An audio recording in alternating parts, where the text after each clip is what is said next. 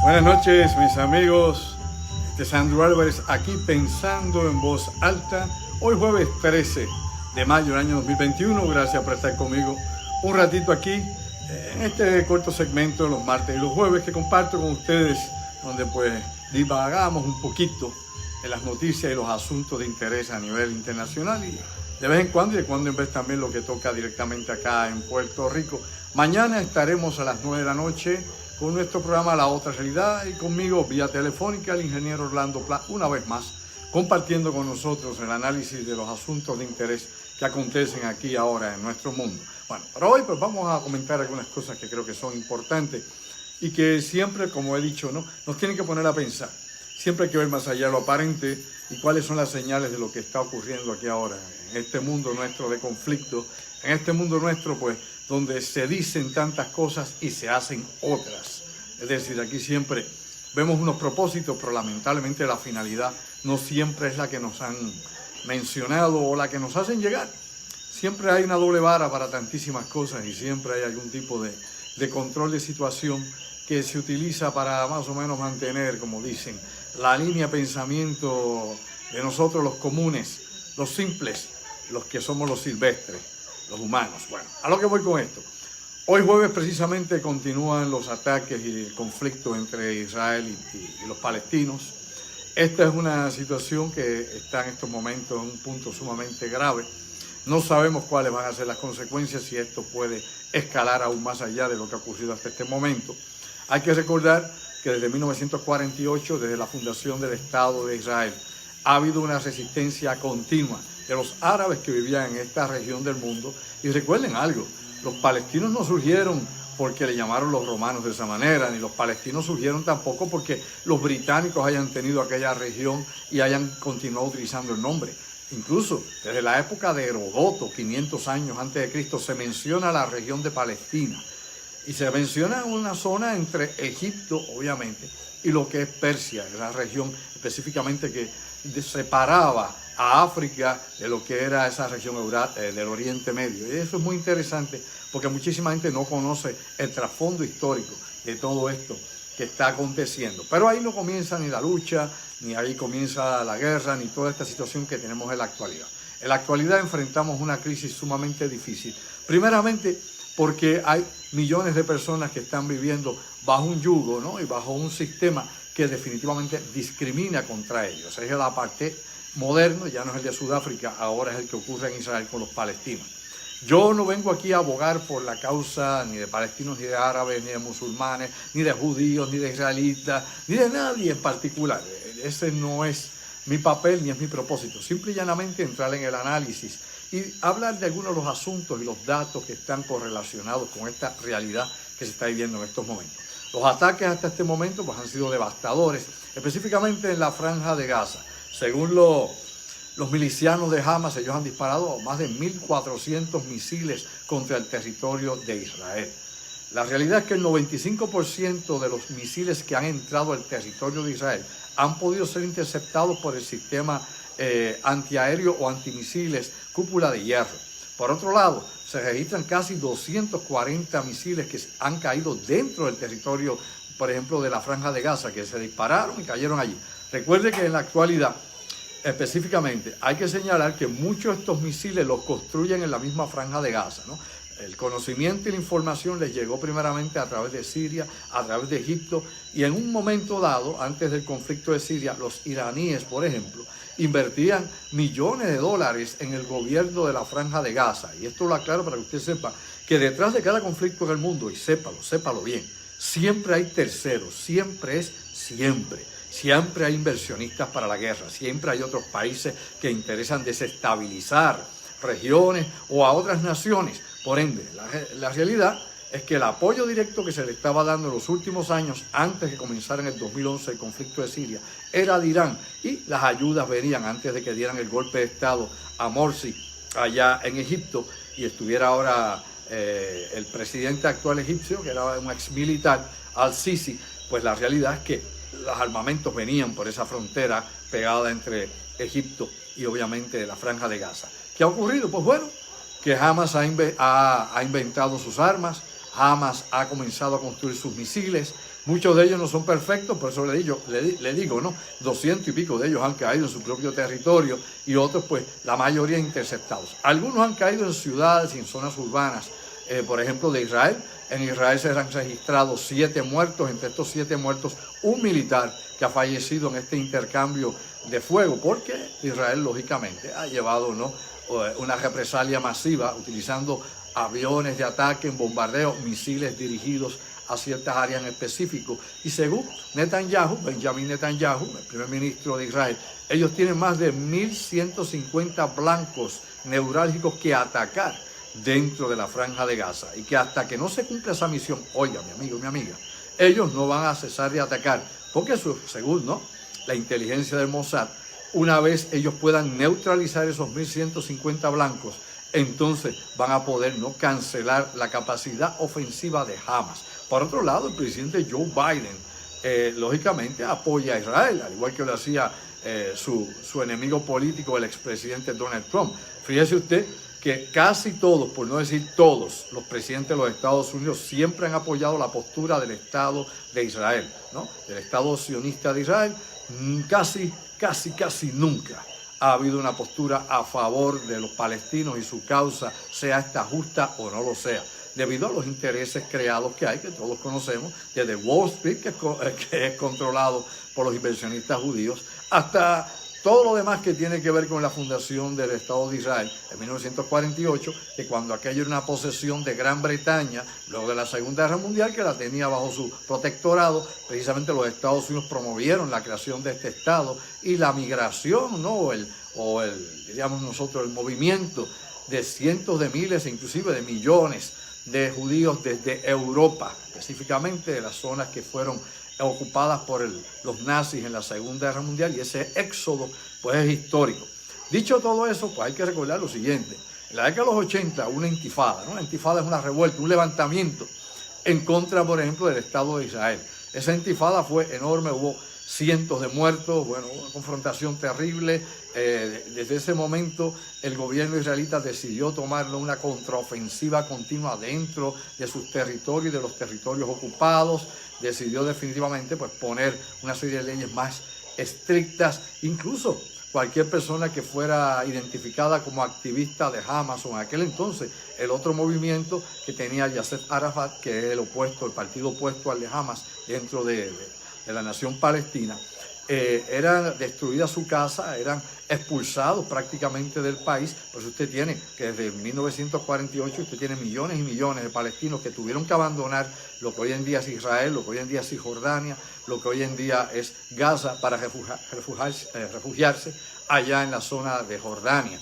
Y hay muchos más en otras zonas. O sea, los palestinos, al igual que los kurdos, están segregados en diferentes regiones del Oriente Medio, y a ninguno de los dos grupos, sepa usted, otros movimientos árabes o otras naciones árabes los aceptan, ¿ok?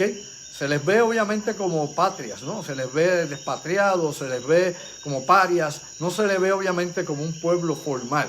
Y es lamentable porque, aunque hablamos aquí de este conflicto israelí y palestino, Hay que señalar que los países de la región pues también tienen una serie de reacciones que son sumamente negativas y de rechazo, tanto para los kurdos como para los palestinos. Por eso usted ve que los palestinos que viven en otras regiones del Oriente Medio viven en guetos sumamente pobres, y usted se da cuenta a los kurdos que los perseguía desde Saddam Hussein en Irak, como los persiguen los turcos en la actualidad, como los perseguía hoy los persiguen inclusive el gobierno de Assad en Siria. Así que ahí no hay ningún tipo de hermandad musulmana, como se llamaba antes, ni ningún tipo de apoyo realmente, gente que está sola. Dicho eso, por arriba, hay que recordar también que este es un conflicto desigual por las capacidades militares que tiene obviamente Israel. Hamas, que es la milicia palestina y que también tiene una rama política que es la que gobierna la Franja de Gaza, no tiene la capacidad militar para poder independizarse total y completamente de las fuerzas israelitas o del Estado del gobierno de Israel, ni tiene la capacidad para realmente devastar a Israel, no lo tiene. Por más misiles que quiera disparar, eso no va a llegar a ningún lado. Se sabe, según la información militar en estos momentos, que sí tienen capacidad de poder mantener esta situación por meses, de seguir disparando misiles. Pero esto no va a continuar por meses porque ya decidió el alto mando militar de Israel tener a cabo una operación por tierra como en el 2014. Es decir, que las tropas y las unidades blindadas del ejército de Israel están ya preparándose para entrar en la Franja de Gaza. Cueste lo que cueste, no importa las bajas civiles y los daños. Hay que recordar también que tanto en el 2014 como en el 2012, donde hubo ofensivas en la Franja de Gaza, se utilizó lo que se llamaba plomo derretido, la operación plomo derretido. Búsquela, la verifique y después me dice. Plomo derretido no era otra cosa que bombardear con fósforo blanco las zonas urbanas y las ciudades en la Franja de Gaza. Y eso definitivamente va en contra de los acuerdos internacionales de uso de armas de destrucción masiva o de armas químicas en este caso. También recordamos, para refrescar la memoria, que ese tipo de táctica y ese tipo de armamento se utilizó en Fallujah, en Irak, por la Infantería Marina de los Estados Unidos, cuando estaba obviamente esto en pleno apogeo, la operación de ocupación de Irak, donde también en Fallujah se utilizó fósforo blanco en bombardeo por la Marina de los Estados Unidos, específicamente la Infantería de Marina que tenía operaciones allí. Dicho todo eso, hay que señalar que del lado, por ejemplo, de los palestinos ya han muerto 103 personas. De las 103 personas, 27 son niños. 27 son niños. Solamente hay 13 milicianos que han sido declarados no como bajas oficiales. Me explico.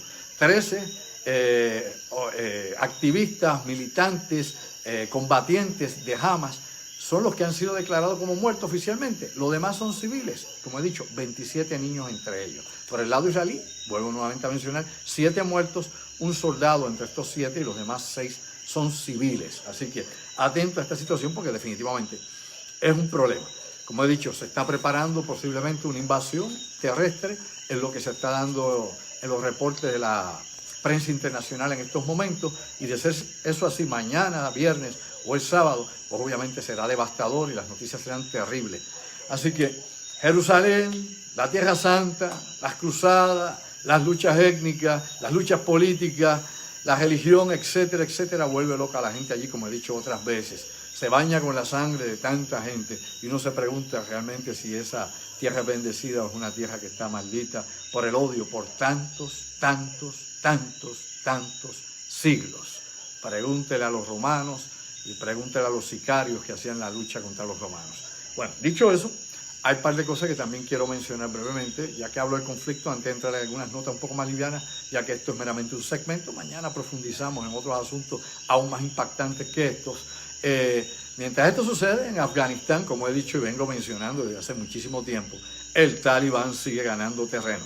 Día a día el Talibán se acerca más a Kabul, la capital de Afganistán. Siguen retirándose las tropas norteamericanas, como mencionamos la pasada semana, los aviones B-52, los aviones A-1 Lancaster, A-1B, también todos estos aviones cazabombarderos y todo lo que haga falta, obviamente helicópteros Apache, todo esto se ha ubicado en unidades de intervención rápida para apoyar, ¿no?, la retirada de los soldados que todavía quedan de los Estados Unidos y la OTAN allá en Afganistán.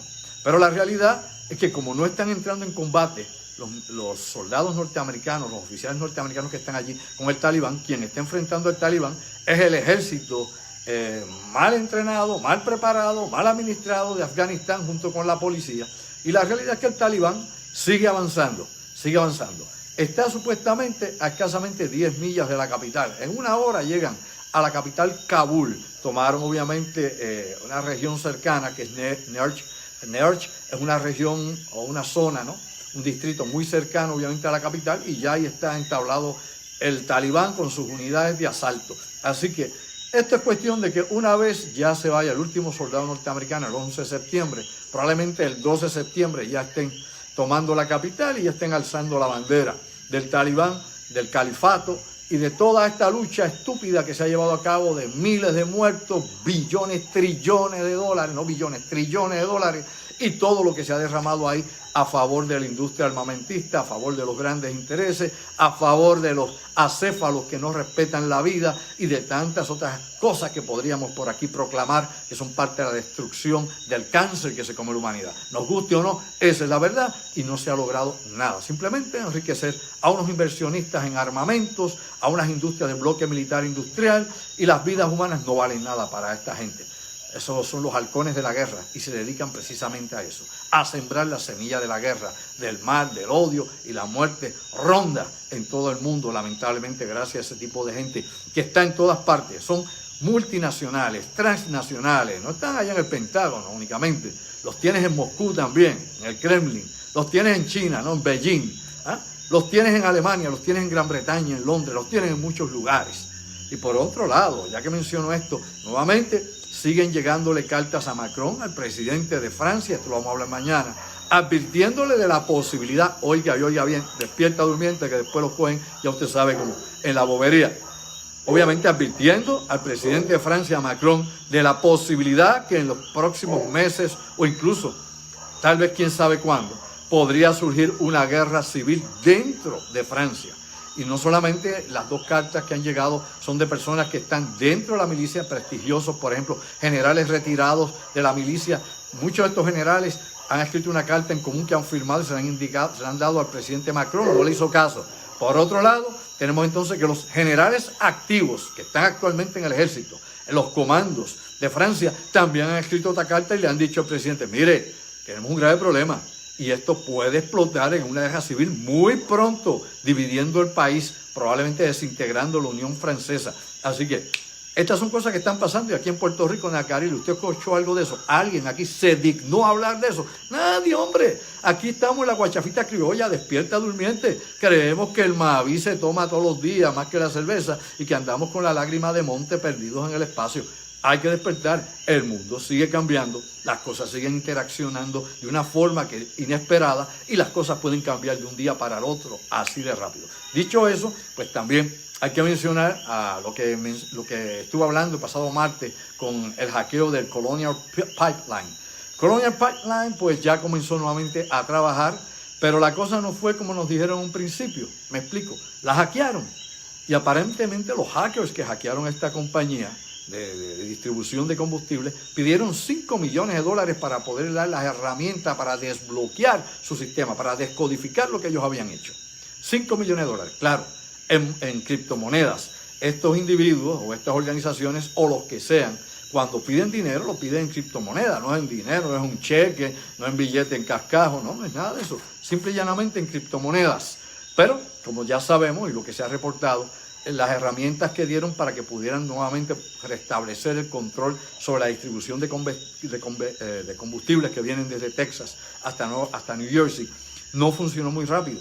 Así que han tenido que hacer un sinnúmero de otros ajustes más. Mientras tanto, la gente se volvió loca y sin idea, buscando petróleo, buscando gasolina, buscando gas, buscando todo lo que había, parecido aquí a Puerto Rico, para que usted no se confunda, no se cree que aquí en Puerto Rico solamente entramos en pánico cuando viene un huracán o va a haber una huelga de camioneros, alguna cosa. En los Estados Unidos pasa lo mismo. Lo único que allá, aparte de echarle gasolina en lo que encuentren o volverse locos por la gasolina, se compran todas las municiones y las armas de fuego que puedan tener. Así que allá obviamente es aún más, más progresivo y más grande este tipo de alarmas que surgen entre la población. Dicho todo eso, para mañana pues vamos a estar hablando de los ataques que se han estado dando contra las embajadas de Estados Unidos, tanto en China, tanto en Moscú, como en Cuba desde el 2016, con las armas psicotrónicas, que es un tema importante que debemos tocar, que pasa por ahí sin pena y sin gloria, pasa por debajo del radar y las personas no le hacen mucho caso a esto. Y para terminar, pues le mencionamos lo siguiente. La primera película que se va a filmar en el espacio, realmente en el espacio, la van a filmar los rusos. Hombre, próximamente, el 5 de octubre de este año 2021, va a subir una actriz rusa a la Estación Espacial Internacional, a la ISS, va a subir allá arriba con un director ruso también, para filmar la primera película del espacio de ciencia ficción filmada en el espacio real, no efectos especiales, no cuestiones, qué sé yo, de estudio, allá en la estación espacial. Se va a llamar El Desafío, ¿no? El Desafío. Yulia Peresic va a ser la actriz rusa y el director Klim Shipenko va a ser el director que va a estar allá arriba, van a subir, están entrenándose para ese viaje, así que los rusos se adelantan en eso. Se quedó Elon Musk con la intención de hacer la primera película en el espacio de ciencia ficción. Los rusos se adelantaron, cosas de la vida. Bueno, mañana estoy con ustedes precisamente en nuestro programa La Otra Realidad con el ingeniero Orlando Pla. Tengo muchos temas interesantes. Mañana vamos a tocar obviamente la cuestión de los ataques de silent weapons y de lo que está pasando en esa guerra, tanto ataques cibernéticos como las armas psicotrónicas con diferentes grupos de actividad militar, como el GRU, por ejemplo, como la Unidad 16 y otros más de los que usted no conoce, que están implicados en todo este tipo de operaciones secretas que llevan muchos años y que desde la Guerra Fría del siglo XX no ocurrían estos incidentes. Tenemos una nueva etapa, una nueva guerra fría, una nueva situación que se nos está escapando de las manos. Gracias por haber estado conmigo. Le agradezco a mi productora Denise Bay, que me ayudó en esta presentación, como digo yo, artesanal que tenemos aquí martes y jueves, con los coquís de fondo, dándonos la orquesta, con los mosquitos, las mariposas, la polilla y todo lo que quieran el campo pasar por el frente de la luz. Y ustedes, mis amigos, compartan este video, compártanlo a través de Facebook, compártanlo a través de YouTube también. Nuestro webmaster Carlos Figueroa va a subir esto también a YouTube para mis amigos allá, como siempre. Gracias por ese apoyo. Y les adelanto la conferencia. Mañana vamos a hablar de la conferencia que vamos a presentar el 30 de mayo para ponerte a pensar más allá de lo aparente. Gracias a ustedes y te lo digo una vez más, sayonara. Mañana a las 9 de la noche, estamos en La Otra Realidad, en vivo, al igual aquí que estoy en vivo. Esto no es grabado, esto es aquí, ya usted sabe. Ad libitum, en el momento. Así que gracias. Y te lo dejo con un poco de la música que tenemos nueva para nuestra banda erótica. Gracias como siempre por el apoyo. Sayonara.